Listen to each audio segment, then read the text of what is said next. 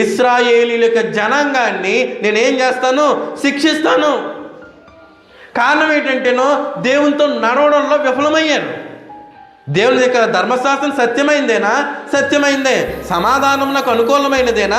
సమాధానానికి అనుకూలమైనదే. యథార్థమునకు లోనైనదేనా? యథార్థమునకు లోనైనదే. తప్పకుండా దాన్ని అనుసరించవలసినటువంటి అవసరం ఉందా?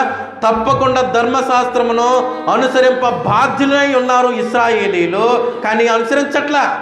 3 సార్లు 4 సార్లు అంటేనో పదే పదే అనేక సార్లు దేవుని విషయంలో పాటించవలసిన సత్యము గల ధర్మశాస్త్ర విషయంలో దోషులుగా నిలబడ్డారు. పాటించలేనివాడు దేవునితో నడిచేవాడా? దేవుడు ఊరుకుంటాడా? చూడండి, కింద చదవబోతాం. వాళ్ళు చేసినటువంటి తప్పు ఏంటో చూడండి. దాన్ని శిక్షించును యాలయనగా, వారు చేసిన తప్పు మాట్లాడుతున్నారు చూడండి చాలా జాగ్రత్తగా. యాలయనగా ద్రవ్యమునకై దాని జనులు నీతిమంతులు నమ్మివేయుదురు. దేని జనులు?